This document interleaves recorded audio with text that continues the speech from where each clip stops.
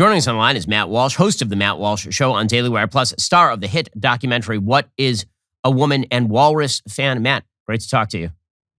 Hey, thanks for having me. And I'll just say right now, I don't have your walrus. So let's start with what's going on over at Vanderbilt University Medical Center. So obviously, every time you cover one of these stories about an institution that is focused on transing the children, meaning chemically castrating them, sterilizing them physically when they reach a certain age, mutilating them. When you focus on this stuff, the left's immediate response is that you're a terrorist and you're engaged in acts of violence against hospitals that are doing actual violence to minors. Why don't we start with what's actually been going on at Vanderbilt University Medical Center? Well, what's been going on at Vanderbilt University Medical Center is actually what's happening in hospitals and medical clinics all across the country. I'm happy that people are focused on Vanderbilt right now, and there is a major scandal there, but it's also part of a larger problem, which is an important point here. So when you hear about what's happening in Nashville, what's happening in Vanderbilt, it's not. If you live somewhere else, you shouldn't be saying to yourself, "Well, thank God I don't live there where they do that sort of thing." So at Vanderbilt, they chemically castrate children with drugs like puberty blocking drugs, which is chemical castration. They give them irreversible hormone treatments, and they also do double mastectomies on adolescent girls. So they're surgically mutilating and also drugging kids in irreversible ways. We found, and when I say found, we just dug up videos that Vanderbilt had posted itself admitting to all of this, and we also found other videos where they talk about the profit motive behind all of this, which again is not really much of a revelation. It shouldn't be a surprise. Like, of course they're driven by profit. I guess it's not a big surprise, but we did find a doctor who talks about how she convinced Nashville to get into the gender transition game to begin with. And she says that, yeah, she told him it's the right thing to do, but also in large part, it's a big moneymaker, which were her exact words. And she goes into some of the details about how much money there is to be made from this. And one of the reasons why you make so much money as a hospital is because, as she says, there's lots of follow-ups, which is another way of saying that when you do this to somebody, they are now a patient for life. And so they're worth hundreds of thousands of dollars to you. And then we also had another video of someone at Vanderbilt, explaining that if you conscientiously object, you don't want to participate as a staff member, a medical provider at this hospital, then that's problematic, which is another, sort of putting, it would seem to be pressure on staff members to take part, even if they don't want to. So it's all kind of, that's the overall story at Vanderbilt. But like I said, this is the story at hospitals all across the country, too. Matt, one of the things that's so fascinating here is that you guys have delved into what were the origins of this over at Vanderbilt University. And as you pointed out, this stuff starts as ideology, and then it moves into the actual, cutting up minors. It started off, it sounds like, as the Vanderbilt Program for LGBTQ Health, which was basically an incubator and pretty clearly an ideological incubator. And then that was morphed over into, what if we actually just start, chemically castrating children and then sterilizing them and permanently altering their physical features? Right. That's how it began. So you start with the ideology, the LGBT center, and then they get into gender transition, and then very quickly what grows from that is now we got to bring children in and start doing many of these same things to kids too. But we know, of course, it's all ideology because there is no medical or scientific justification for this, and we know that because over the last few days, as Vanderbilt has been in the headlines, much to its chagrin. There haven't been I haven't heard anyone on the left come out and actually offer a scientific, evidence-based defense of this. Instead, it's a lot of deflection. It's, as you mentioned, calling us terrorists. Fortunately for Vanderbilt here, they have some of the local media is good, but other local media outlets are acting as de facto PR representatives for Vanderbilt. So they have that advantage going for them. But what they're not doing is actually laying out, like, okay, yes, it's good to give chemical castration drugs to kids. Here's the evidence that we have. Here's the data. Here are the long-term studies, and we're going to defend it. They're not doing that, and they can't because, of course, there aren't any long-term studies vindicating these sorts of procedures. So instead, all they have is just deflection and ad hominem and those sorts of things. Matt, why do you think it is that in the United States, I think people have a misperception in the United States of just how radical Europe is versus the United States. The truth is that in the United States, we are far more radical on this issue than even Europe. You're seeing European countries that are now banning the use of puberty blockers for young people because they're saying this does permanent damage to their body. You're seeing transgender clinics shut down in places like Britain, because they're realizing, oh, wait a second, it turns out that we generally mutilated a bunch of kids who actually just had autism. So, why is it, do you think, that the United States has bought so deeply into this, that the left in the United States has gone so much further than the left in many of these other European countries? I think it's a combination of things. So first you have the LGBT sort of agenda, which has a lot of institutional power in this country. But then you combine that with the fact that a kind of general ignorance of in the American public of people that just don't know this is going on, and largely that's not their fault because there's not anyone telling them about it. I mean, we're telling them about it, but they don't have the institutions they rely on to pass along information aren't telling them this. So I think that the average American certainly is not more radically in favor of this kind of thing than the average European, and yet these sorts of things are happening here because people don't know about it, and that's what always strikes me when I'm talking to people that if maybe they saw What is a Woman or they've heard some of our reporting of the Daily Wire. What I hear all the time is, man, I had no idea this was going on until you guys told me about it. And so I think that's what allows a lot of this to happen. And then that's why the first step here is to kind of raise awareness about it, let people know this is happening, it is a problem.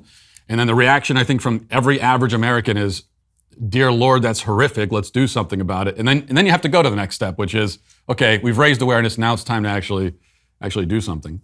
We'll get to more with Matt in just 1 second. First, regardless of what the administration defines as a recession, Americans are very worried, and they should be. Food and gas prices are higher than pretty much any time ever, which is why I am so grateful for my favorite meat delivery service, Good Ranchers. First of all, they make the greatest meat. While grocery store meat prices continue to rise, Good Ranchers' inflation-proof model locks in your price the day you subscribe for the life of your subscription. Plus, you can pause your subscription for up to 90 days or cancel anytime you want. But you're not going to want to. Good Ranchers ships 100% American meat, born, raised, harvested right here in the United States directly to your door.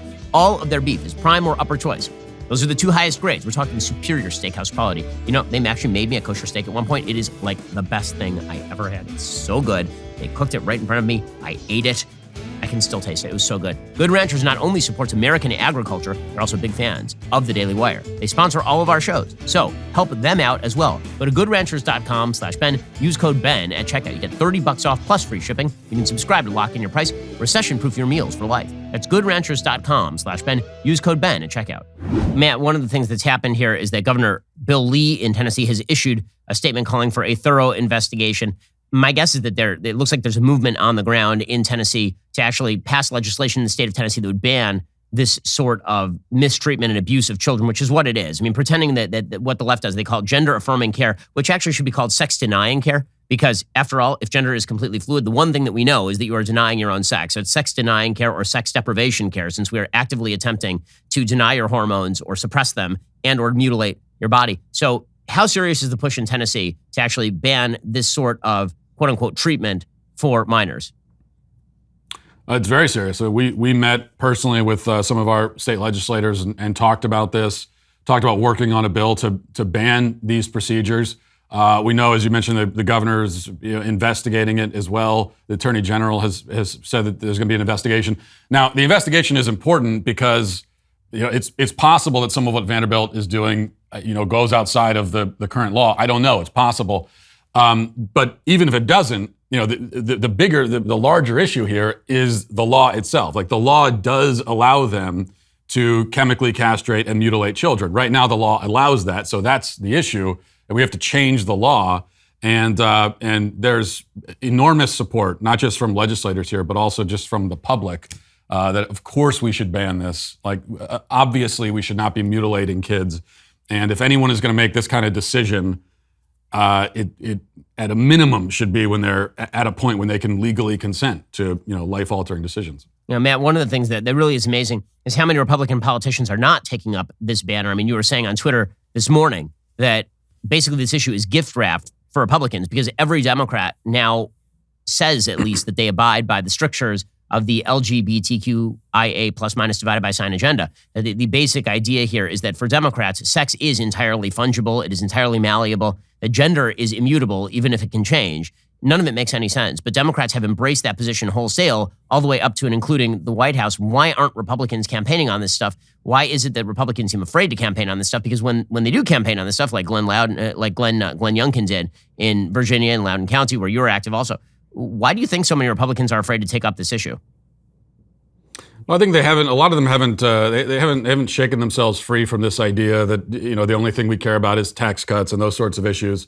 But I hope they're starting to realize that these are the things that it's not just really important. Of course, it's really important to protect kids from being mutilated and sexually indoctrinated and everything else that happens in medical clinics and in schools also across the country. But it's a winning issue politically. I think that the Republicans have kind of conditioned themselves to believe, and this has been the case for decades, that nobody really cares about the social issues. All they care about is their wallet. And so we're going to talk about tax cuts and nothing else. But that, of course, isn't true. I mean, people care. People get up every day worried about their kids and about the future of America. And they worry about their wallets, too, and their economic security. But at an even deeper level, they're worried about the next generation and their children. And those are the things that they really think about. So if you can speak to that, then I think that's going to be politically winning. So we have kind of done this for the Republicans. We've made the sexual indoctrination of children, the mutilation of children, gender ideology. We have made these major national issues.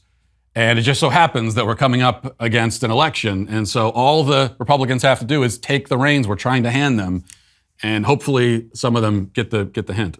Matt, one of the things I think that people are missing is that all of what's going on in terms of these transgender clinics that are directed at children, all of this is connected to a giant agitprop campaign that has been happening inside the schools. The attempt to teach children sexual orientation and gender identity in schools is a recruitment effort. There's just no question that this is the case, because you're not talking about kids who suffer from persistent gender dysphoria and who are going to see a psychologist or a psychiatrist to try and work through that. You're not talking about parents who are trying to deal with that through watchful waiting. You're talking about literally telling kids that they could be a member of the opposite sex if they wanted to be. And then we're surprised when the rates of transgender identity are skyrocketing.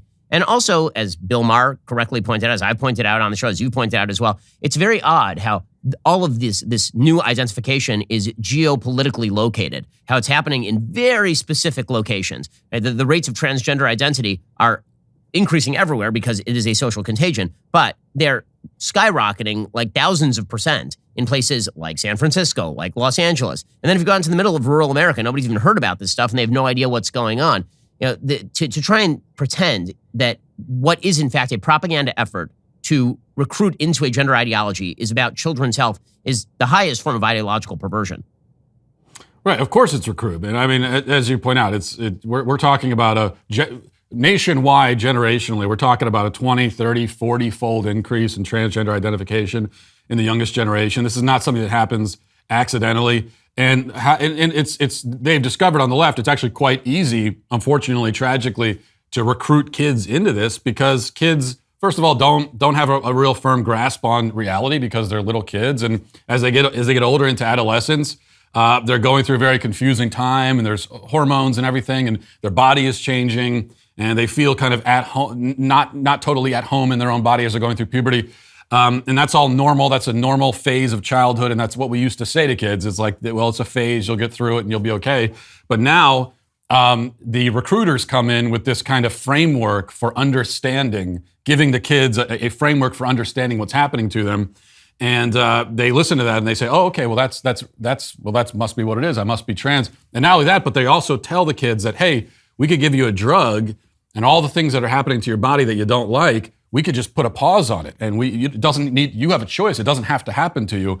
And so a lot of kids, again, will sort of take that out, not realizing that they are doing something that they're going to have to live with for the rest of their lives because they're also being lied to.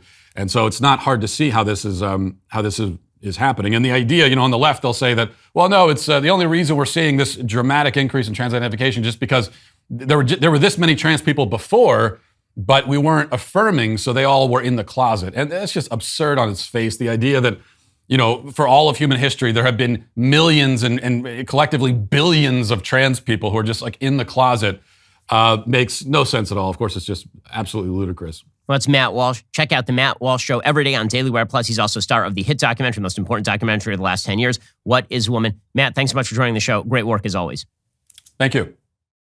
We're in a battle for the culture and for our values. Like and subscribe to help keep our videos on the front line of the fight and top of your feed.